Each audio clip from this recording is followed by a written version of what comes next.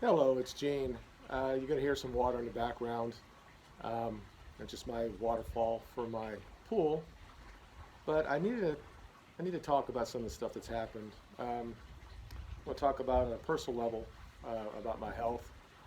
We'll talk about the team I support, Manchester United, when it comes to soccer. I've done it for about 40 years. I became aware of them when I was in my teenage years when I used to go to the Tampa Bay Rowdies and see Rodney Marsh play, who played for Manchester City. Then I looked it up in the libraries and I found out more about the other Manchester club, which was Manchester United. And then I'm going to get to more of current affairs when it comes to uh, like Kyle Rittenhouse and the response and where we go from here. So thank you for watching. I know it's been a long time since you saw me. Uh, First thing I'm going to talk about is the health issues that I had. And I'll try, the sun's not really in my eyes, but under the medication I have, my right eye likes to like close a lot. And there'll be times throughout this video I might get some water or something to help me with that, to be dehydrated. As some of you who know, the first time I actually did any YouTube video years ago was just to hear myself speak because after my first stroke I lost the ability to speak and had to teach myself how to speak again. So I used that as a way to gauge my progress when it came to that. At that time it's almost 11 years ago, December 10th of 2010 it happened. So I'm coming up to that bad anniversary, I guess. So I used my YouTube channel back then to talk about that. I talked about Manchester United, and eventually I started talking about political affairs because that's something I'm well aware about, or I get locked into. Now I didn't really have a whole lot of problems. I couldn't do that before because I was working. I didn't really look at the internet that much. I didn't know what was going on. But once I was off after my stroke, and I was off for a while, and eventually I never went back to work. How the stroke affected my mind and how I processes my job as an engineer is very difficult for me to do what I used to do. And it's very difficult even today to sit there and just talk. I have to find my words. Um, but anyway, recently, September 21st, I had another stroke. It's almost been about 9 or 10 years since I had one. I've had three now. And the new doctors gave me a lot of tests, and they found out that I do have some markers of my blood. It's quote unquote a little bit sticky, so maybe that's what's happening. Um, it's not like a huge amount above normal, but it's the only thing that they can look at that's different than what normal people have. So now they have me on blood thinners. Which kind of sucks because you're not really allowed to take alcohol with it, and I kind of use alcohol as a coping mechanism for my depression. I'm not an alcoholic, but I'll have two or three beers, and that just makes it loosens me up and allows me to just relax myself. I guess no different than somebody who takes marijuana or something like that at the end of the day. Um, but they also put me on a very slow dose of Caesar medicine, and I'm having some issues with that.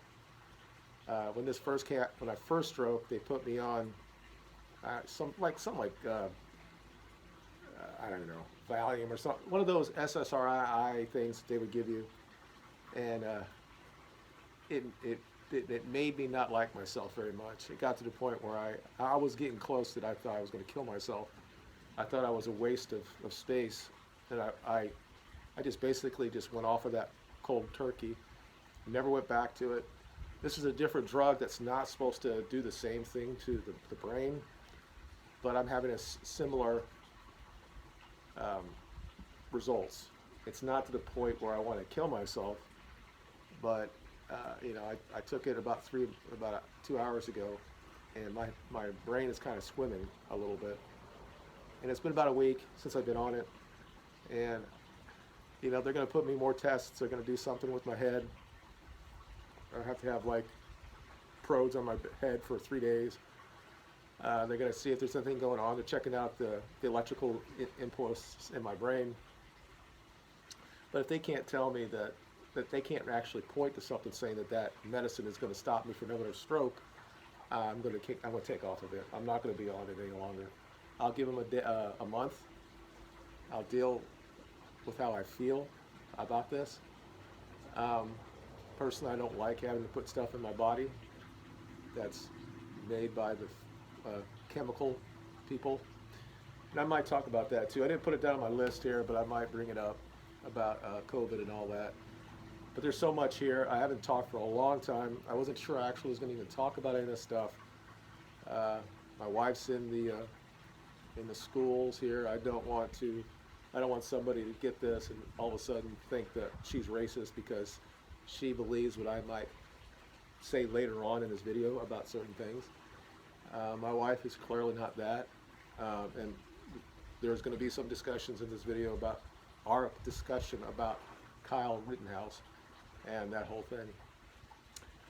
But before I go into that, because I had been probably, other than Florida State, because I was 5 or 6 years old, and Miami Dolphins were the first two loves in my life.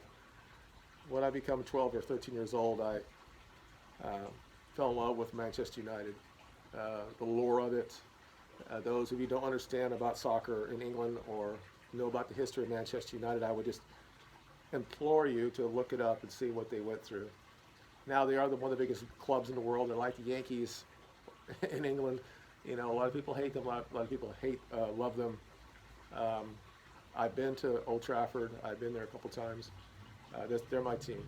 And just recently, 2 days ago or a day ago, they fired one of my favorite players of all time. And I continually have to separate the player from the manager because he didn't do in my mind, it wasn't a great job that he did for him. He tried. He gave everything, no question about that. But I think he was out of his level. But yesterday, watching him with his last interview, it choked me up because he's been there. I mean, when I had my first, I just had cancer, my first cancer, and Manchester United won the Champions League, and he scored the goal in extra time. It helped me, and it shouldn't, right? But it does. Things like that helps you, and it makes you believe that you're going to beat it. And I did. I'm here 20 years later, and other than I've had issues with my health, every day I go out and I walk for the most part. I can enjoy life. I've had a lot of people I know that've had cancer or other things that didn't come through. So I've been very, very lucky. But sports and music, they intertwine with me, and I felt very bad for him and his emotions. And he wanted to do what was best for the club because the club had done much for him. He's a legend because of that goal. Although he played very well for the team, he's a legend because of that goal. And we all wanted him to win and to succeed. And he made choices I wouldn't have made. But again, I'm not there watching the players play. So he made those decisions. He trusted the players. And those who've actually looked at my videos in the past know that I had huge problems with the players under Moyes, under Van Gaal, and also under Jose, that I've always blamed the players. But of course, the coach has to be the one who goes when they left. So just for Ollie, he'll never see this. He's still a legend to me, and I hope that he relaxes, has time with his family, because Norway, they're open, whereas England is still shut down. And maybe later on I'll talk about all this one country that shuts down, the other ones that stay open. It's strange how it's happening, what's going on in Austria and Australia. So I love the man as a player. I loved his passion for Manchester United, and I hope that the rest of his life is, it's good. It's good. And I want whoever comes next then to be successful and play like they're Manchester United, I don't even know. I can't really tell you the way that we played, especially the last 2 or 3 months, has been abysmal for somebody our players make so much money and they play like shit. But that's just about sports. It doesn't really mean anything. I mean, obviously it does to me, but a lot of people will all say, "Oh, you're a fan of sports ball" or something like that. Dude, I don't watch NBA anymore. I can't. It's too politicized. Rarely do I watch the NFL. I might watch when Green Bay is playing against somebody. I might watch that because that's my wife's family's team. I watch college football for the most part, and I watch Premiership soccer, and I sometimes watch Spanish soccer, or even the lower leagues here, like the MLS or UCL. But anyway, thank you to Ollie, everything he tried to do at Manchester United, and I'll move on with this video.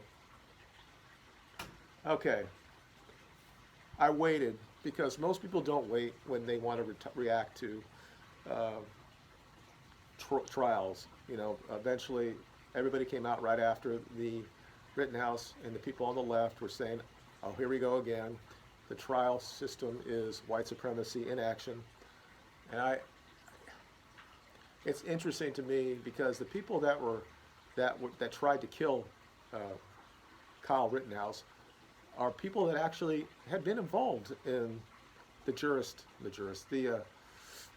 system, let's say, because all of them have records, all understand what they going against, and maybe that's why they went to Kenosha to quote unquote protest. Now, obviously, they were rioters, but something that they didn't want to be responsible for what they did, and they want to be part of a movement that really isn't about them. You know, the idea of a whole system that is flawed, let's say, that's their belief system. It's just not flawed because of the color of your skin. You know, there is no real studies that will continually say that. Not now, not in a modern time, that would say that it's flawed one way or another based on the color of your skin. Most of the people that are judges went through very liberal colleges and have been indoctrinated in this whole critical race theory in college, and they think that the black man needs help, that they really are not responsible for what they do, behavioral wise. There are the statistics clearly look that there's a behavioral issue in the black community, and I've said many times on this channel that it's basically because there's no fathers in their homes. The crime statistics in the 50s and 60s were very similar between the races. Now, when I say races, I'm just only going to talk about white European versus blacks. I'm not going to talk about Hispanics or Asians. Asians don't have any claim issue, or don't have any real claim to propensity to crime. There might be a reason for that. Their IQ is higher than most. They don't really have to do this. But normally, if you're in a class system, that you're a poor person, you have a higher propensity of have crime, and it doesn't really matter if you're black or white. What really matters is whether you have an intact family at home, that those things change immensely if you have a father in the home. That's an actual father that's in the house doing what he has to do.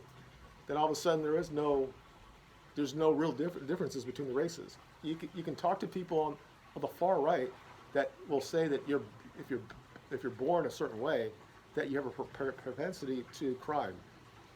I don't believe that. I don't believe that black people are born that way. I think a lot of it's environment and whether you have a father in the home. I think that that's clearly the issue. I think everybody knows this, but they don't want to give anybody any accountability. So these people that went to this riot or protest were white guys. Some of them were whites.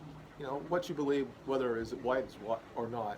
Being a Jew, to me, if they'll tell you this themselves, if you're talking on a synagogue somewhere, that some will not say that they're white. So whatever. Some will, some won't. They don't until people come after them because they're white. So whoa, I'm Jewish. Okay. There was a Jewish person there who's been in the system, who maybe had a problem with the system, and he felt that he was not taken care of well. He's not black, though the people that got hurt were not black. These were quote unquote people that look white that were going after Kyle. And the only issue in the entire trial for me is the very first killing, let's say. because we don't know enough about it, because cars are in the way and stuff like that. We don't know exactly what happened. But we know, if we piece it all together, that he was being threatened by that man all night. And eventually the man ran after him. So, if once he, and I, when they actually gave the verdict, once they said about the first, that all the judge actually said are all the same verdict, and the first one was not guilty. So you know the rest of them were not guilty. So the jury realized that there was reasonable doubt on that first event. So clearly the other ones, I mean, you might say that he was running away, and that's still, those always are going to be self-defense, no matter what you say. The first one was the only one that was even a question whether it was or not. And I tried to look at it, and it was pretty clear to me that this was going to happen. And I'm happy at this point that the jury took their time to look at all. But it didn't really change what happened to people on the left, and even some people on the right, saying what they're still saying about Kyle Rittenhouse, saying he's a white supremacist, even though he's Hispanic. And I don't really want to go down this. This is like George Zimmerman all over again. First of all, Zimmerman was not a cop, and he wasn't white. but we're still blocked. We're grouped into this because somehow, I guess, in our DNA, that we want to be oppressors and we want to do this, and that takes you to critical race theory and all that stuff. But I didn't really have any, I just let it go, and I waited 2-3 days after it happened, and I talked to my wife because she works at school, and I said, what happened when the verdict came down? They all came out and said that it was not guilty, and they were okay with that. And then she said he shouldn't have been there. And when you look at it, when you look at it like that, as a mother, I would have never done that. I would not taken him to the scene of the crime or whatever. And I'm like, first of all, his father lived there, his grandparents lived there, he was living there part-time, he worked there. This whole thing that he's not part of the community, that's all bullshit that was pulled out there, that was lied to by the media. But she said she shouldn't have been there. I'm like, okay, he's only there because the cops are not doing their job. People are rioting in the streets. They decided, the local officials in Kenosha and Wisconsin allowed it to happen. So you have a kid there has family there, who has businesses there, friends that have businesses there, and say, hey, can you help me just save for my businesses not being burned down? He agrees to do it. All night he's helping people.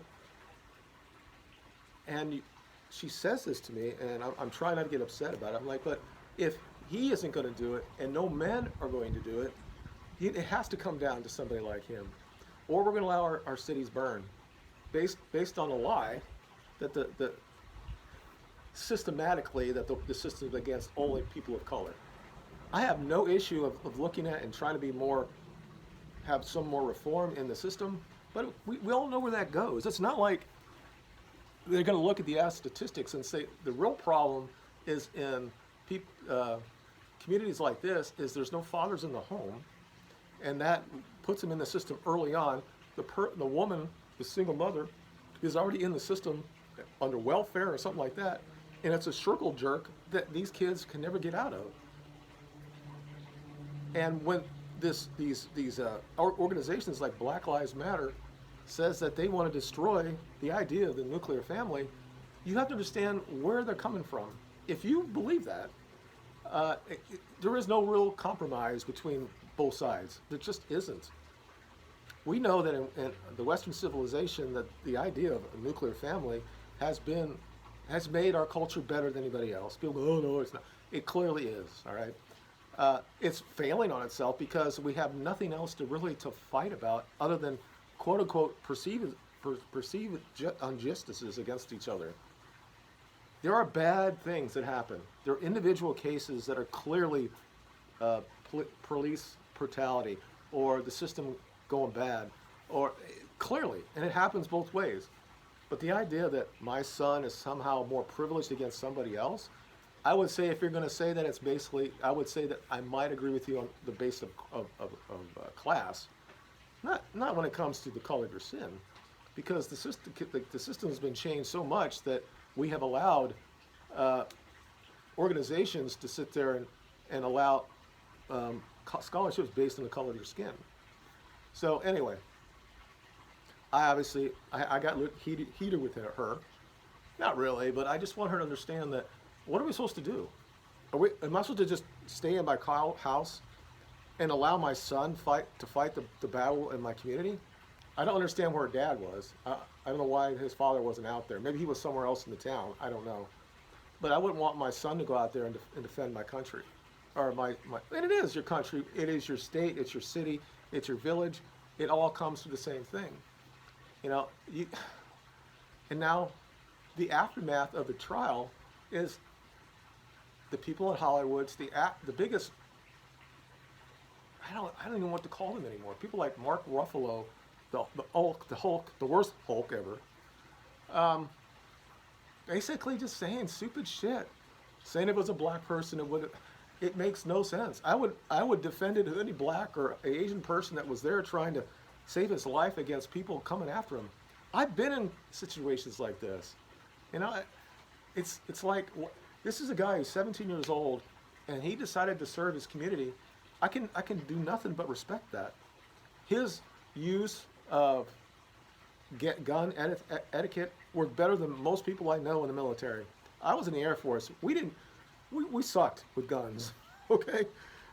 He clearly knew how to deal with his gun. He knew how to put it away, not to point it until it was necessary, and not to fire until he was being attacked. The case law is so clear here that self-defense 101 happened here, and it should be case law for every legal college in the world. This is what we should do. But the problem is, in colleges, they have this idea, this ideology. They don't care about the law. At this point, they think that somehow self-defense is now antiquated. Should not be allowed. So we should allow the criminals to have the guns and just run over the city whenever they feel like they're going to do it. But most of these people have the same issues. I don't have to look at Rosenbaum or Hoover's history to find out whether they have fathers in the house, even though they're not black. Clearly there was shit that was going on with them that caused them to go down the road that they did. They were part of the systems themselves, and they decided to drive down here and to get involved, to go out and just wild around. And one kid out there, and there were more than just him who had guns. Over 20 people had guns there.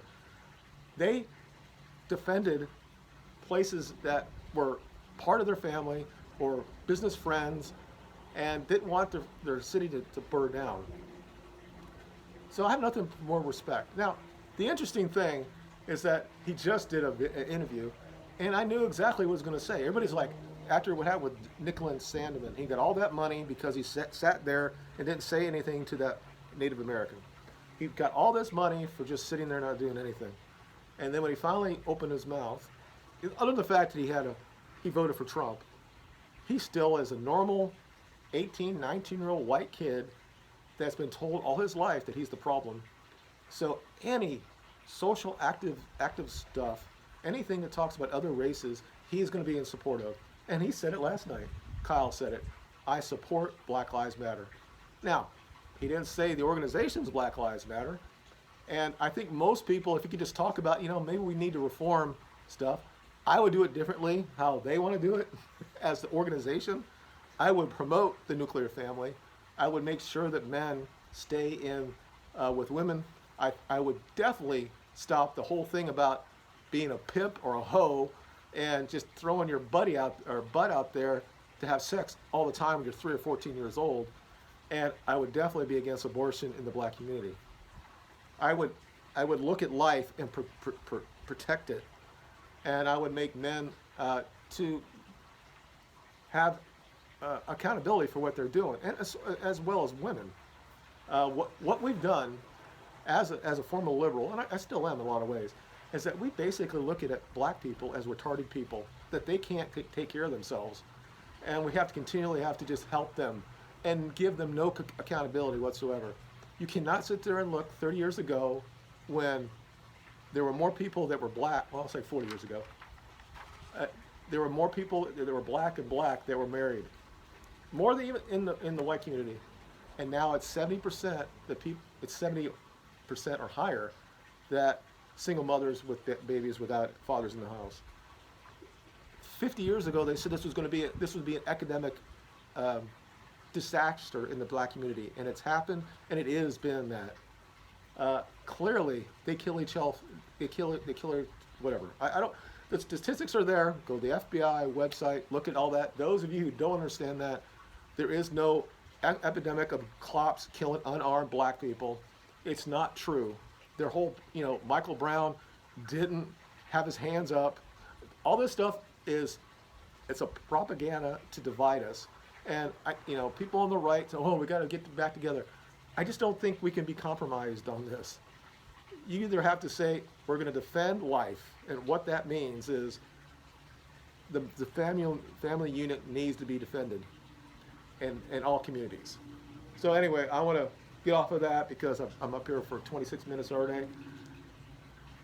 So as I look at this, it says, it's also interesting to understand now that guys like Nick Fuentes, Vincent James, other people that talked in terms of anti-white was told that they were racist for bringing up that there's no way you can be anti-white because we run everything, that the system is based for us, that there is no way that even if some media said you shouldn't be that way, it's still everything is for us. It's like we open up a door that we only have access to.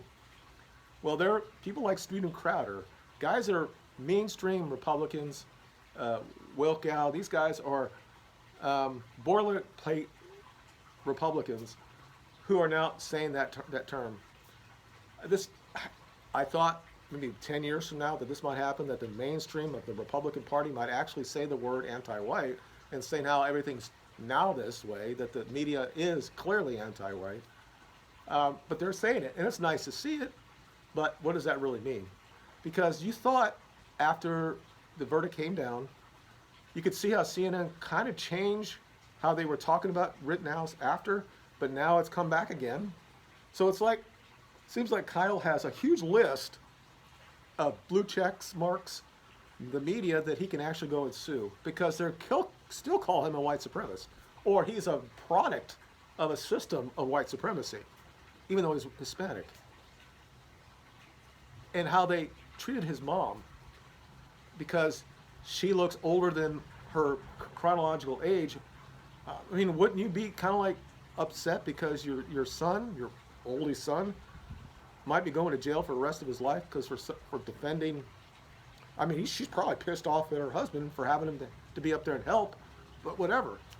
But you see, the day after that, you can see that everything's kind of like calm off of her, and they're probably going to have a windfall. I don't know if that's good or bad. I think he should sue the county. If Jacob Blake gets $20 million for being, even though the cops in that case didn't get prosecuted at all, but the white guilt that was in Kenosha paid them that money, that the taxpayers paid a serial abuser that money, then he should clearly have it as well. And the people that said what they said about him needs to be accountable. I guess that's good for him in the long run. I wouldn't trust that he's going to be. I mean, Sandman didn't do anything. He didn't kill anybody. Didn't defend himself. It's crazy how much money he got for that. But this guy actually, under the term of self-defense, did kill a couple people. So I don't know that I would still be concerned. And I'm sure he'll probably have to have armed guards for pretty much a long time, unless he finds some place that's, I don't know if he goes to Wyoming or something like that. I don't know. But the point I'm trying to make is where the Republicans now are actually co-opting the idea of the anti-white narrative that in the media, or the idea of America First that Trump said, but now Nicholas said. It really talks about preserving, I'm not going to say a white America, but to say that those who founded the country, the ideas of this country will go on and will not fall under the Marxist, I don't even know what feminism, I don't even know what it is. It's so craziness that we're just finding ourselves going down this pathway. because they have, when you talk about, as somebody has white privilege, that door is open just for me. That's not true. What's true is that ideology has all the power in the United States. They have the ear of all the people in the United States. And even when Trump was in office, he didn't do anything about that. You know, you saw what happened when he said there were people on both sides, and he was still called racist when he was still condemning people there that were white nationalists who said they won't, just by saying this, I don't want you to replace me. I want my lineage to be around, that is bad. But every other race can do this, but have no problem. So when they say, who really has the privilege? Maybe we do in prison. I don't know. I don't think that's the case. If it is, it's in the margins, right? I'm not saying clearly 50, 60 years ago that there was a problem. There was, and we reformed it. People from my generation did that. And now I see young generations, and they're just, oh no, we're racist, oh, whatever. But we have Republicans now actually taking up the moniker because they know where it's going. But they still don't go fight for the quote unquote white vote. They still think, oh, they get enough more black people to vote for Republicans or Hispanics. See what Trump did down in Texas. When they really should be going back to the values of the Europeans, the idea of Western civilization and all that stuff. They won't do that because they think the writing is on the wall for them as well. Even though they're allowing all the immigration illegals to come through, that they know that we're not reproducing ourselves and we're not having as many kids, because it's bad to do that. It's almost you're against the earth if you have a white baby, but you can have as many from other. It doesn't matter. So I have no trust, let's say, in the Republican Party, and I'm not a Republican. I'm still registered as a Democrat, but I think they're both parties. There's probably 2 or 3 congresswomen persons that are somewhat salvageable. The rest of them should be lined up, and you do exactly what you want to do to them. I'm not going to say I would kill them all, but they're part of the problem too. They're enemies of the state. They're opinion of the people. So you have media, clearly the enemy of the people, and it's crazy that you even have to say this. It was said 80 years ago by the man that is vilified for everything. Hitler said the same thing about the media. So when you say it now, they always try to say, oh, you're just saying the same thing that Hitler said. Well, there are times that even guys like Hitler can't be right. And there are times now that we have to say the media is the enemy of the people. They're trying to divide us for I don't know why. Because it will still come down at some point to their door. Somebody will be knock on their door and say, you look different, and now we're going to take you away. You're not white enough, or you're not black enough. You're mixed, you're not part of it. And they just don't understand that's how it happens. They just think that they're right. And there's no compromise with this. You know, Western values, whether you call it Judeo-Christian, I don't like the word Judeo, but the idea of Western values doesn't incorporate any race, regardless of what maybe the very early founding documents said that we only want to get immigration from white countries. We're past that now, okay? But we want people that want to be here, that understands what it means to be American. The people that were supportive of the people or the verdict were Americans. They weren't people who were white or Hispanic, or there were people that were Americans that said, looking at the law and what self-defense is, he clearly was acquitted for the right reasons. And thank God that they did what they had to do. I'll give those people in Wisconsin a lot of credit. Now, it's early on. I'm sure these people, the jurists, they're going to write books. The one that was kind of like the advocate on there might be a leftist, and she might say, I was pressured to do this. And she'll be on every TV show, and she'll make millions of dollars for being on that jury trial. But the truth is that she voted to acquit, so I'll give her that. All right, what else we have here before we go? Finally, what does the future say or hold? It's strange to me. I thought that how the country is happening, how the Marxist takeover would be later on, probably near the end of my life, but it's already here. Now, clearly, with my health issues, might not be around Anyway, tomorrow, today, it could happen. You never know. When you have issues like I have, if you have cancer, you might have an actual expiration date. Like doctor says you got 6 months or something like that. You don't really have that when you have a condition where you have a stroke every 3 or 4 years. Now I've had 3 and 11, and I had 9 years that I didn't have one, but I've had 3 and 11, so also every 3 or 4 years you might have a stroke. Now I've had two somewhat minor ones. Okay, the first one almost killed me. And when I look in the actual pictures on my brain when they do the MRIs, and it's half of my brain that was killed there. And the fact that I can actually talk somewhat intelligently. I mean, it hurts, right? After this is going to be done, it's going to be like I'm going to have a headache because I'm using things there, and but it has to be said. At some point, I can't allow this. Nobody watches this, but I'm assuming that maybe even after I die, my kids might watch it sometime and say he was on the right track. I mean, my kids are very leftist. I was worried that my daughter was going to say something crazy about this trial. Haven't seen anything about it. I would think that she would understand that that's self-defense.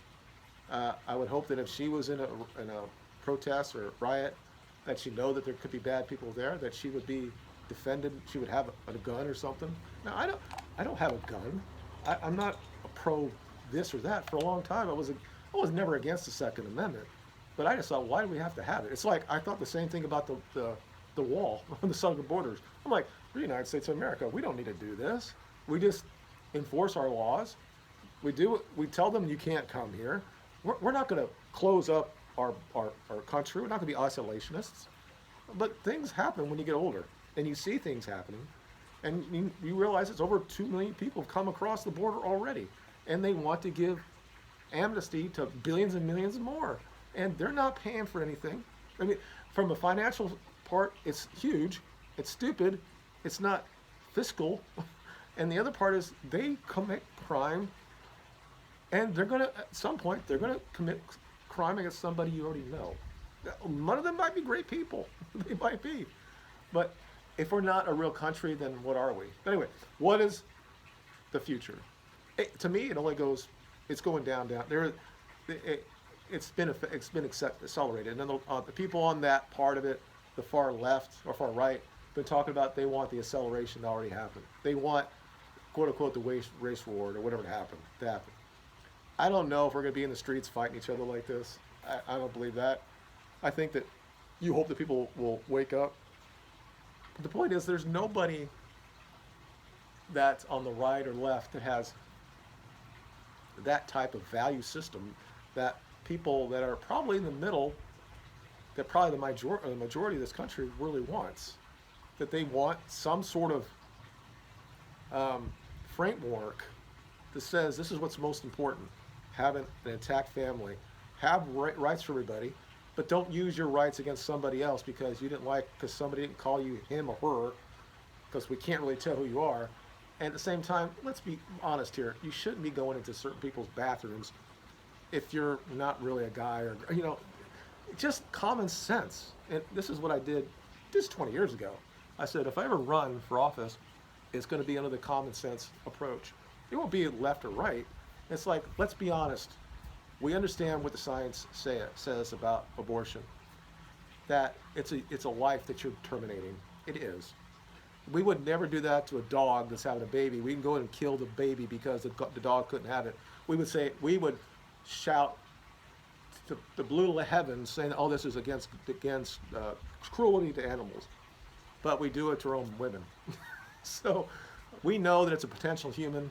I'm okay. I could compromise at some point on that, but at some point, if they're never going to compromise on other things, if they're going to say that by using self-defense after being attacked by people, that now is against the law and we should reform the law because of that, I can't compromise for that.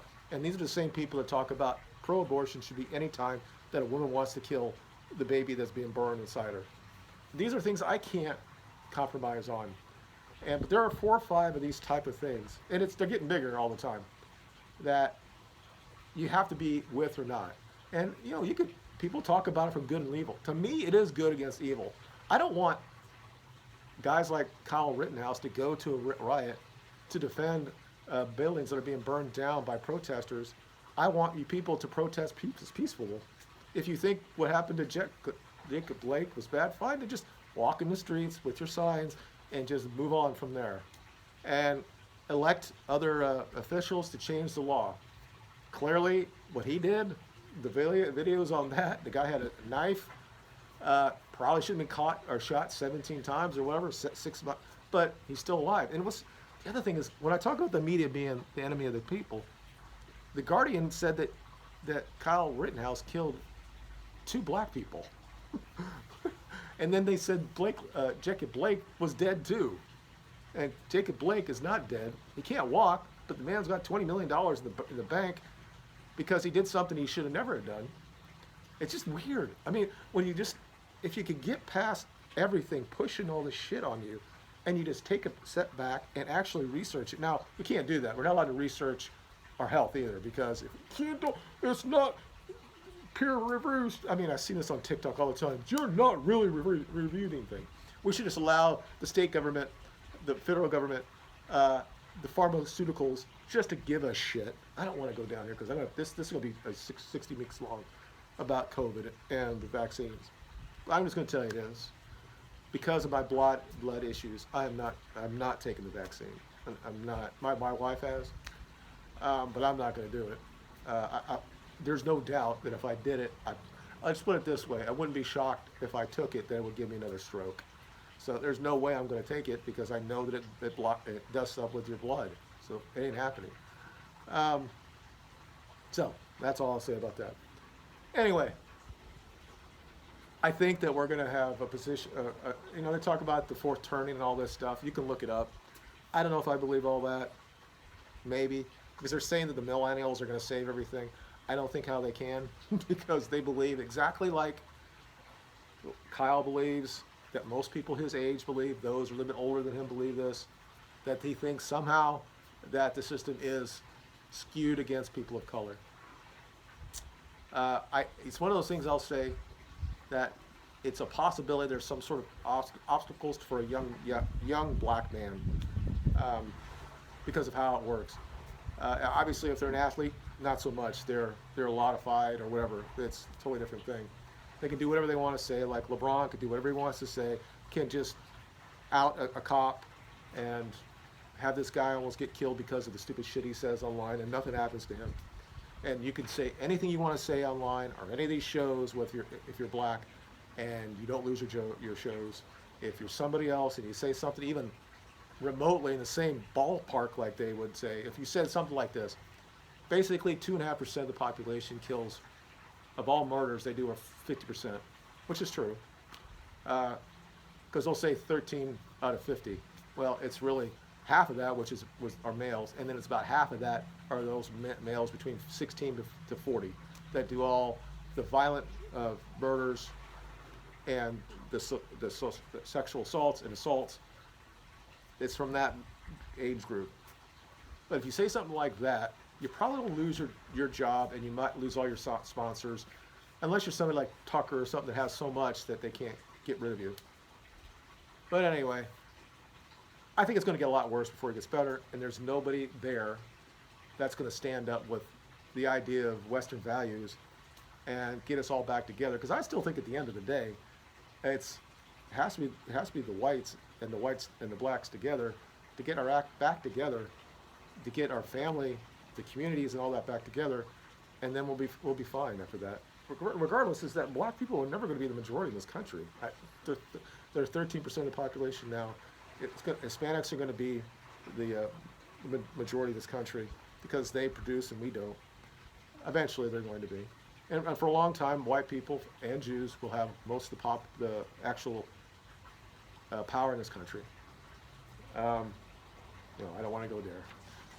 Well, I'll see how this video goes. Many people watches it. I'll do probably a part 2 and talk about actually who's driving all of this division. When I talk about the media, when I talk about a lot of the politicians, the financial people, they are basically all together, and they're all in the same room together. And uh, the question is, why are they doing it? I mean, how much power, how much money, how much influence they really need to have, and how stupid, really, really, really stupid most of the people in Hollywood are. I mean, I'm somebody who has nearly $2,000, 2,000 movies, Blu-rays, 4Ks, DVDs in my collections. I'm a movie fan, but most people I watch, when you realize that most people are actors are mostly leftists, their brain is kind of like set up that way. They're not alphas. It's very rarely you're going to find any um, actor that you would consider alpha. Uh, even Dwayne Johnson is a leftist, and I guess you might call him alpha because he played college football. But most of them are small guys. Um, most of the guys in Avengers are small guys. Even these guys are all smaller than me, and uh, but they're good actors, and I like to watch them do what they do. So I'll talk about that maybe in a second part of this, just depending on how well this video does, whether it actually uploads. I'm having problems with YouTube for a while, and this is over 46 minutes, so it's doubtful that I'll get a lot of people to watch through all the way through. But I just will say this at the end. There have been a couple people that have looked up on me to make sure I'm okay after my stroke. I appreciate that. Um, my love, my only reasons I do stuff like this because I think that somebody has to say something. You know, I'm not saying I'm 100% right on anything. I didn't think we'd be here. I still thought it was something that I didn't really have to worry about that much. But it's here. You know, so just do your own research. Just don't necessarily believe Fox News or even Steven Crowder or anybody. Just look into each things. Don't don't look right away. Don't what happened yesterday with that car. Don't immediately think that it's this or that. Give it some space. Then go back. Look at those you trust from that report it, and just see what you have from that. It's disgusting what happened. But anyway, I'm going to leave at this point. Thank you for watching. You guys have a good day and have a great Thanksgiving. And if I don't have another video before Christmas, have a great Thanksgiving, Christmas, and New Year. Goodbye.